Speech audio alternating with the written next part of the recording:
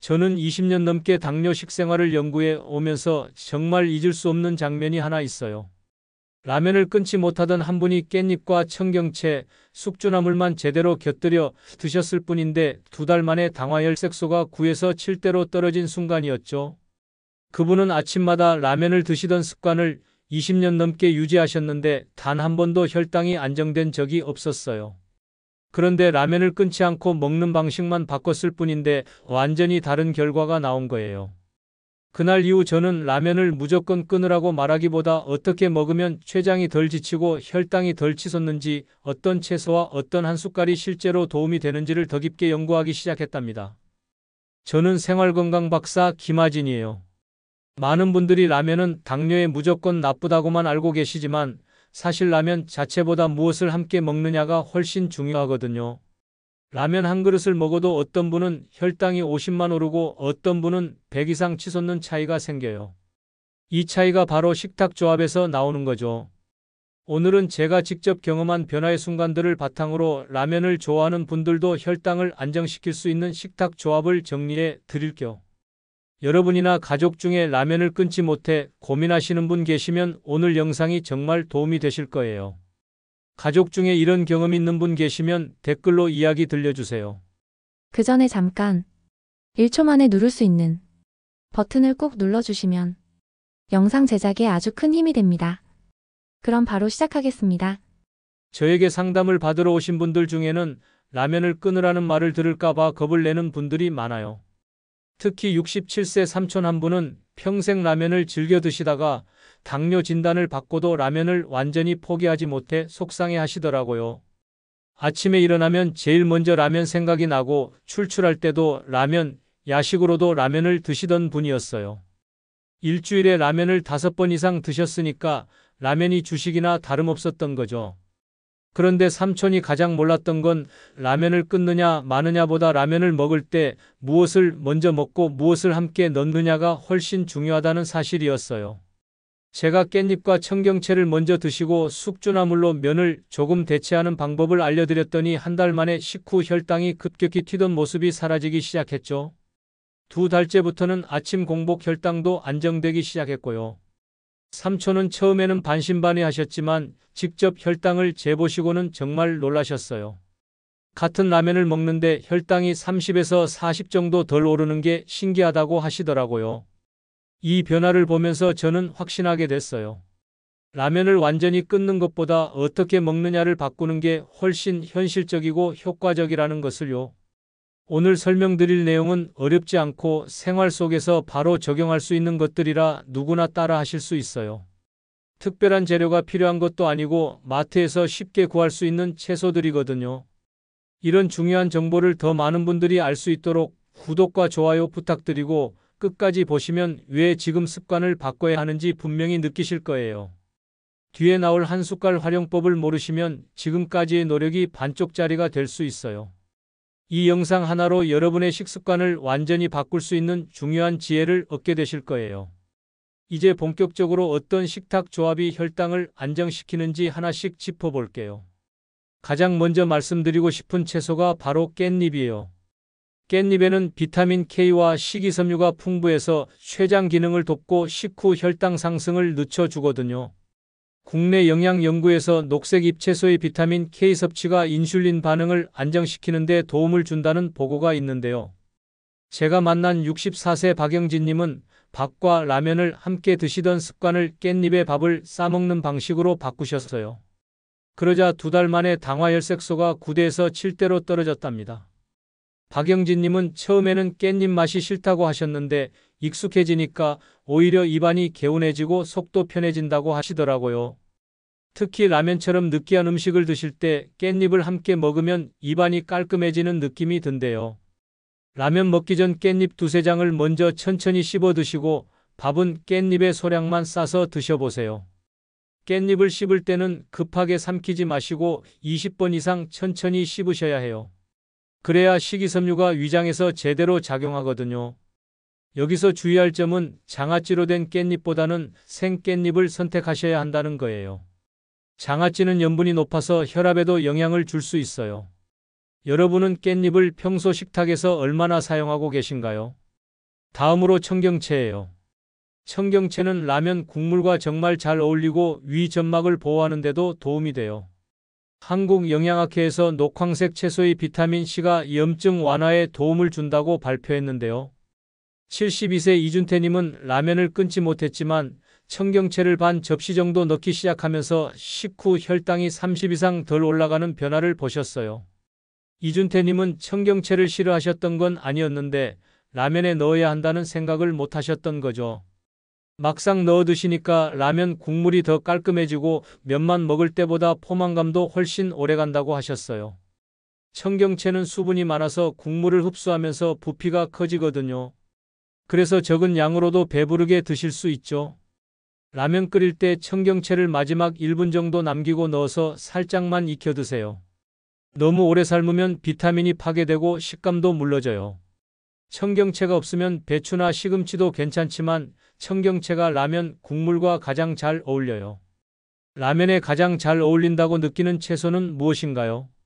세 번째는 숙주나물이에요. 숙주나물은 면을 일부 대체해서 탄수화물 섭취량을 자연스럽게 줄여주거든요. 아시아 식생활연구에서 숙주나물의 수분과 섬유질이 소화 속도를 늦춘다는 결과가 있어요. 69세 최명희님은 라면 면의 절반을 숙주로 대체하셨는데 한 달 동안 식후 혈당이 훨씬 부드럽게 움직였답니다. 최명희님은 처음에는 면이 적어서 허전하다고 하셨는데 숙주를 넉넉히 넣으니까 오히려 양이 더 많아 보이고 배도 더 부르다고 하시더라고요. 숙주는 칼로리가 거의 없으면서 부피가 크기 때문에 다이어트에도 정말 좋아요. 숙주 한 줌을 넣으면 라면 한 봉지 면의 절반 정도 양이 돼요. 라면을 끓이실 때 면을 절반만 넣고 숙주를 한 줌 넣어보세요. 숙주는 끓는 물에 30초만 데쳐도 익기 때문에 라면이 다 끓고 나서 마지막에 넣으시면 돼요. 여기서 많은 분들이 식초를 함께 넣으면 혈당이 더 떨어질 거라고 생각하시는데 제 경험상 식초를 넣는 방식은 혈당에 큰 효과가 없었어요. 면을 줄여야 한다면 어떤 방식이 가장 부담 없으실까요? 네 번째는 양배추예요. 양배추는 위 보호와 혈당 급등 억제에 효과적이거든요. 국내 연구에서 양배추의 비타민 U가 위 점막 보호에 도움을 주는 것으로 보고됐는데요. 75세 정혜성님은 라면 전에 양배추를 먼저 씹어 먹는 습관만 추가했는데도 더부룩함이 줄었다고 하셨어요. 정혜성님은 라면을 드시고 나면 항상 속이 쓰리고 더부룩했는데 양배추를 먼저 드시니까 그런 증상이 확 줄었다고 하시더라고요. 양배추가 위벽을 보호하는 막을 만들어주기 때문이에요. 생양배추를 한 줌 정도 먼저 천천히 씹어 드신 뒤 라면을 드세요. 양배추를 먼저 먹으면 위벽에 보호막이 생기는 느낌이라고 표현하시는 분들이 많아요. 양배추는 최소 30번 이상 씹으셔야 효과가 좋아요. 양배추의 섬유질이 잘게 부서져야 위장에서 제대로 작용하거든요. 여기서 주의할 점은 양배추 샐러드를 드실 때 드레싱은 당 함량이 높아서 조심하셔야 한다는 거예요. 그냥 생으로 드시거나 간단히 소금만 살짝 뿌려 드시는 게 가장 좋아요. 양배추는 어떤 방식으로 드시는 게 가장 편하시던가요? 다섯 번째는 시금치예요. 시금치는 피로회복과 혈당 완화에 도움이 되는 마그네슘과 엽산이 풍부하거든요. 해외 공중보건 연구에서 녹황색 채소 섭취가 당뇨 위험을 14%가량 낮춘다고 보고됐는데요. 70세 김문성님은 시금치를 반찬으로 두고 라면을 드신 뒤 속이 훨씬 편안했다고 해요. 김문성님은 원래 시금치 나물을 좋아하셨는데 라면과 함께 드시면 더 좋다는 걸 몰랐다고 하시더라고요. 살짝 데친 시금치를 반찬으로 두고 라면과 함께 드세요. 시금치는 데칠 때 너무 오래 삶지 말고 1분 정도만 데쳐서 물기를 꼭 짜서 드시면 돼요. 참기름과 소금만 살짝 넣어도 맛있어요. 여기서 주의할 점은 시금치를 생으로 과량 섭취하면 옥살산이 문제될 수 있다는 거예요. 꼭 데쳐서 드시고 하루 한두 접시 정도가 적당해요. 시금치를 평소 어떤 방식으로 드시는지요? 여섯 번째는 라면에서 반드시 피해야 할 조합이에요. 라면 자체가 탄수화물이 많은데 여기에 밥이나 떡이나 만두가 추가되면 췌장이 완전히 과부하되거든요. 식사 구성 요소에 따라 혈당 상승폭이 최대 2배까지 차이 난다는 국내 임상 보고가 있어요. 68세 서대식님은 라면에 밥을 말아 드시다가 혈당이 200 가까이 치솟아서 조정에 어려움을 겪으셨어요. 서대식님은 라면에 밥을 말아 먹는 게 습관이었는데 그게 가장 위험한 조합이라는 걸 그때 처음 아셨다고 해요. 라면은 단독으로 드시고 밥이나 떡이나 만두는 완전히 빼주세요. 탄수화물과 탄수화물의 조합은 혈당을 급격하게 올려요. 또 하나 주의할 점은 매운 스프는 염분이 정말 높아서 혈압에도 영향을 줄 수 있다는 거예요. 스프는 절반만 넣거나 국물을 적게 드시는 게 좋아요. 라면 드실 때 어떤 습관이 가장 고치기 어려우신가요? 이제 확장 본론에서 혈당을 안정시키는 생활 속 습관들을 더 자세히 정리해 드릴게요.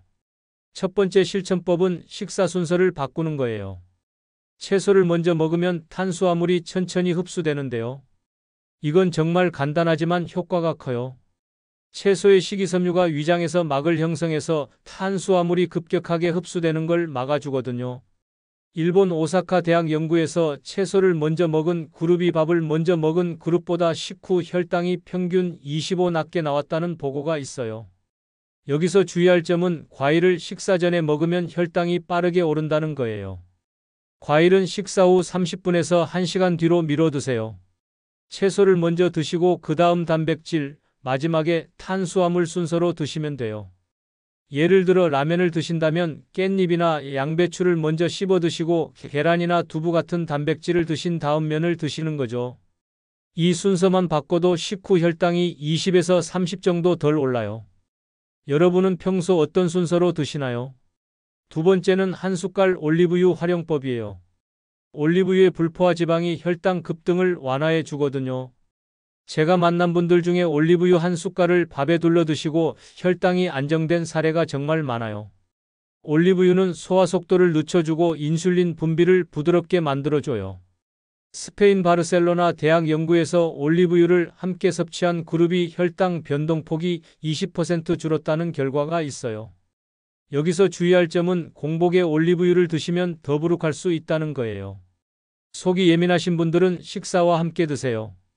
밥 한두 숟가락에 올리브유를 살짝 둘러서 비벼 드시거나 나물에 올리브유를 넣어 무쳐 드시면 돼요. 하루 한 숟갈 정도가 적당하고 너무 많이 드시면 칼로리가 높아져요. 올리브유는 어떤 방식이 가장 드시기 편하신가요? 세 번째는 계피가루 소량 활용법이에요. 계피의 신라말데이드 성분이 인슐린 기능을 보조하거든요. 계피는 예로부터 혈당 조절에 도움이 된다고 알려져 있는데요. 실제로 제가 만난 분들 중에 계피가루를 꾸준히 드시고 공복 혈당이 안정된 경우가 많았어요. 미국 농무부 연구에서 하루 1g의 계피를 섭취한 당뇨 환자들의 공복 혈당이 평균 18에서 29 감소했다는 보고가 있어요. 여기서 주의할 점은 설탕이 섞인 계피 제품은 피하셔야 한다는 거예요. 순수 계피가루만 사용하세요. 아침 커피에 계피가루를 티스푼으로 반 스푼 정도 뿌려 드시거나 플레인 요거트에 섞어 드시면 돼요. 계피는 향이 강해서 처음에는 적응이 필요할 수 있는데 익숙해지면 오히려 그 향이 좋아져요. 하루 티스푼 하나 정도가 적당하고 너무 많이 드시면 간에 부담이 될 수 있어요. 계피향은 평소에 좋아하시는 편인가요? 네 번째는 안전한 과일 선택법이에요. 과일은 당뇨인에게 양날의 검이죠. 비타민과 섬유질이 풍부하지만 당도 높기 때문이에요. 당지수가 낮은 과일을 선택하는 게 중요한데요. 토마토, 블루베리, 사과, 배, 자몽 같은 과일은 혈당 영향을 덜 줘요. 반면 홍시, 수박, 파인애플, 망고 같은 열대과일, 말린 과일은 피하셔야 해요. 말린 과일은 수분이 빠지면서 당이 농축되어 있어서 혈당이 급격하게 올라요. 토마토는 하루 1개, 블루베리는 한 줌, 사과는 반 개 정도가 적당해요. 과일을 드실 때는 식사 후 1시간 뒤에 드시고 공복에는 피하세요. 과일 주스는 섬유질이 없어서 혈당이 더 빠르게 오르니까 생과일로 드시는 게 좋아요. 과일을 끊기 어려운 분들은 어떤 과일을 가장 자주 드시나요? 다섯 번째는 숙면과 수분 관리예요. 잠이 부족하면 인슐린 저항성이 높아지거든요. 수면 부족은 스트레스 호르몬인 코르티솔을 높이고 이게 혈당을 올려요. 하루 6시간에서 7시간 이상은 주무셔야 해요. 여기서 주의할 점은 늦은 밤 간식을 드시면 혈당이 제대로 회복되지 못한다는 거예요. 저녁 식사 후 3시간 이내에는 아무것도 드시지 마세요. 물은 하루 1.5리터에서 2리터 정도 자주 드시는 게 좋아요. 물을 충분히 마시면 혈당이 소변으로 배출되는데 도움이 돼요. 커피나 차는 이뇨 작용이 있어서 물 섭취량에 포함하지 마시고 순수한 물을 드세요. 잠을 잘 못 주무신 날은 다음날 혈당이 더 튄 경험 있으신가요? 이제 마지막으로 오늘 내용 전체를 정리해 드릴게요. 오늘은 라면을 좋아해도 혈당을 지킬 수 있는 방법, 그리고 채소와 한 숟갈을 활용하는 식탁 조합을 정리해 드렸어요. 많은 분들이 라면을 끊어야만 건강을 지킬 수 있다고 생각하시지만 사실은 어떻게 먹느냐가 훨씬 중요한 부분이죠. 잘못된 상식대로 옥수수나 고구마를 건강식처럼 드시거나 라면에 밥을 말아 드시면 혈당이 순식간에 치솟을 수 있어요. 탄수화물과 탄수화물의 조합은 췌장에 가장 큰 부담을 주고 식후 혈당을 200 이상 올릴 수도 있거든요. 그렇게 되면 몸 전체에 염증이 생기고 혈관이 손상되기 시작해요. 반면 깻잎, 청경채, 시금치 같은 채소를 먼저 먹고 숙주로 면을 조금 대체하며 올리브유나 계피가루를 소량 활용하면 라면을 완전히 끊지 않아도 혈당이 훨씬 안정돼요. 제가 만난 분들 중에 이 방법을 실천하시고 두세 달 만에 당화 혈색소가 1에서 2 정도 떨어진 경우가 정말 많았답니다. 당화 혈색소가 1 떨어지면 합병증 위험이 20% 이상 줄어들어요. 이게 얼마나 큰 변화인지 아시겠죠? 제대로 관리하면 식후 혈당 급등을 막고 췌장을 쉬게 해주는 생활 습관이 자리 잡아요. 췌장이 쉬는 시간이 많아지면 인슐린 분비가 정상화되고 몸 전체의 염증도 줄어들거든요. 그러면 피로감이 줄고 집중력도 높아지고 잠도 깊게 주무실 수 있어요. 아침에 일어났을 때 개운한 느낌도 들고요. 식사 순서를 바꾸고 채소를 먼저 드시는 것만으로도 이런 변화를 경험하실 수 있답니다. 오늘 당장 실천할 수 있는 한 가지는 식사 순서를 바꾸는 거예요. 채소를 먼저 드시고 탄수화물은 마지막에 드셔보세요.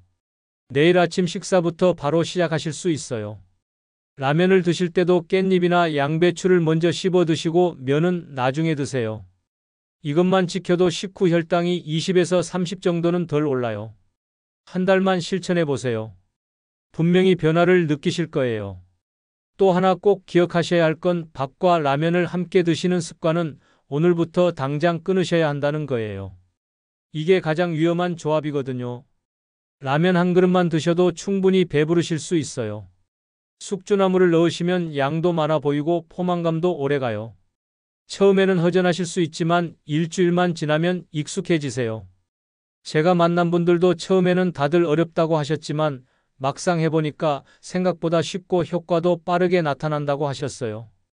여러분도 충분히 하실 수 있어요. 채소를 먼저 먹는 습관, 올리브유 한 숟갈 활용, 계피가루 소량 섭취, 이 세 가지만 지켜도 혈당이 완전히 달라져요. 이건 제가 20년 동안 수백 명을 만나면서 확인한 사실이에요. 작은 습관의 변화가 큰 건강의 변화를 만들어요. 오늘부터 시작해보세요. 다음 영상에서는 과일 중에서도 혈당을 가장 많이 올리는 종류와 안전하게 먹는 양을 정리해 드릴 예정이에요. 많은 분들이 과일은 건강식이니까 많이 먹어도 된다고 생각하시는데 과일 종류에 따라 혈당이 2배 이상 차이 날 수 있거든요.